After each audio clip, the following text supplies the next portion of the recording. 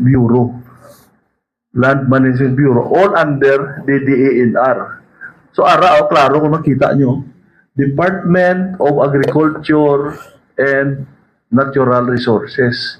So wala na nasang agency nga nag-exist. Paano sila ka-issue sila in 1982 kaysang 74 nadula na na-abolish na nga agency. So very anomalous, no? We can say no less than the director. Nagahambal sila, hindi ako ha. It was only during the investigation. So klaro katama, no?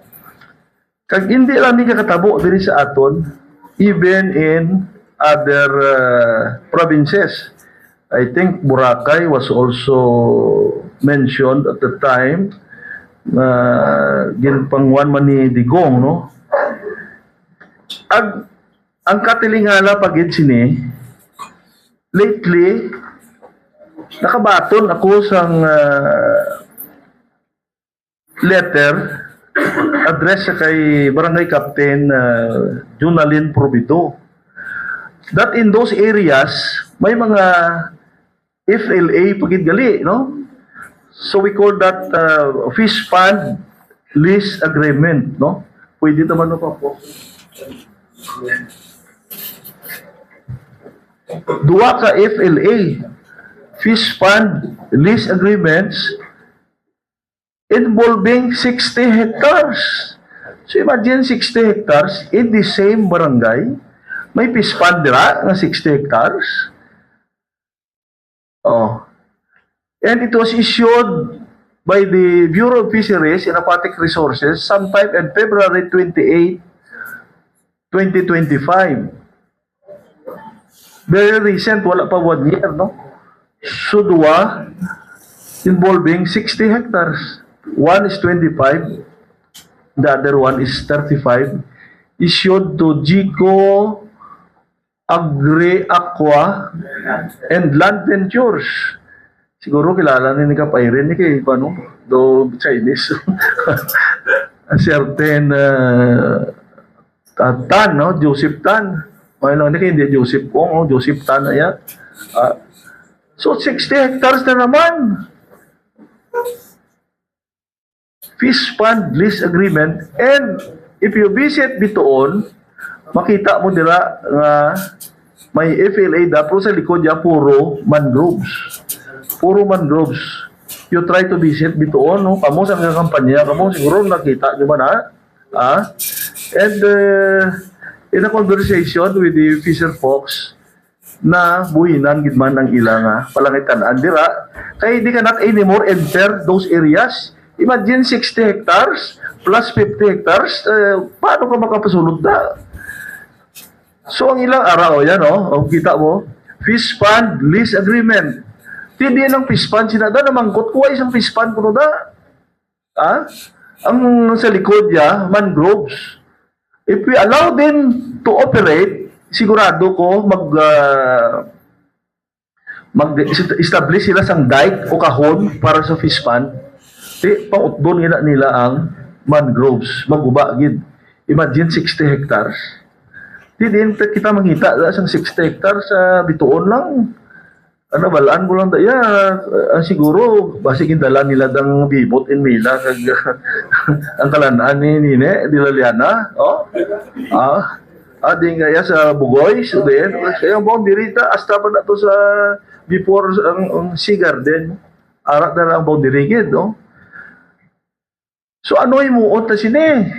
Pabayaan ta lang bala ini nga ang fish pond o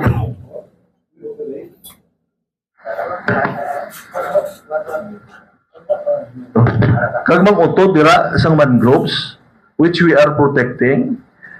In fact, we are mandated by the DILG to establish a coastal green belt soon.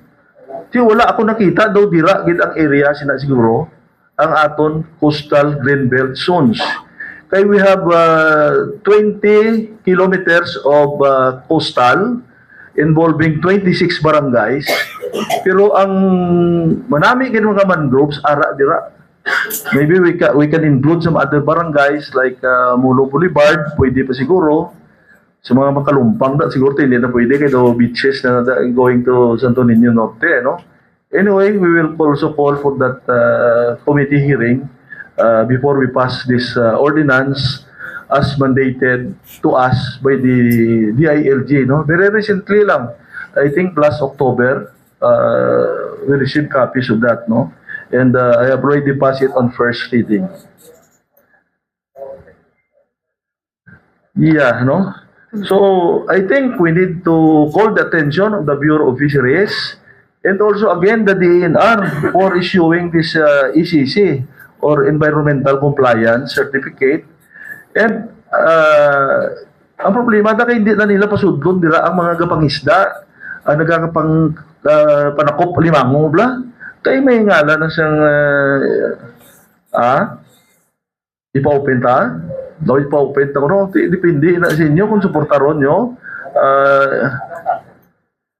well the process is we call them to explain nga hindi ina fish pond mangrove forest area ina kag for your information it is the city council which grants permit to that kind of operation no maagi na sa aton I think in the form of Bruno patawag ng tag-iya to explain kung maagin butangan niya na sa notice no fish pond lease agreement and that is valid for I think 25 years that's 60 hectares. So, expiration date December 31, 2048. 2048, yes, that's right. No? I saw earlier.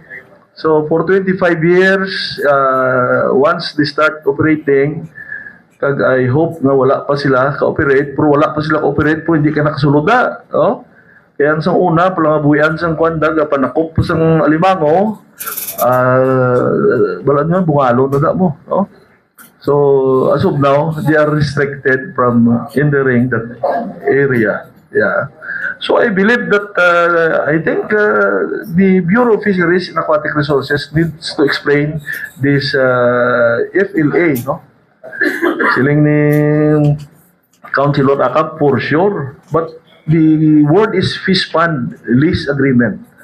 FLA. Ang akong pag-itindi, for sure man. But inaya Fish Pond Lease Agreement. So, I really don't know kung naaging call na muna. So, I therefore urge the DNR and the Bureau of Fisheries to act swiftly and transparently on this important matter, furnishing this council with its investigation reports and escalating this matter to the Secretary of DNR, the Agriculture Secretary, and to the Solicitor General. No? We demand accountability and protection for our environment and communities. Thank you. Mangkot ka na eh. If you will allow me, then I will pass or later on. It's up to you. Corollary. Yeah, so if you allow me, anyway, I have copies already. I already furnished copy the Vice Mayor. This time I'm already prepared to, I have 5 actually resolutions. A resolution urgently requesting the Regional Executive Director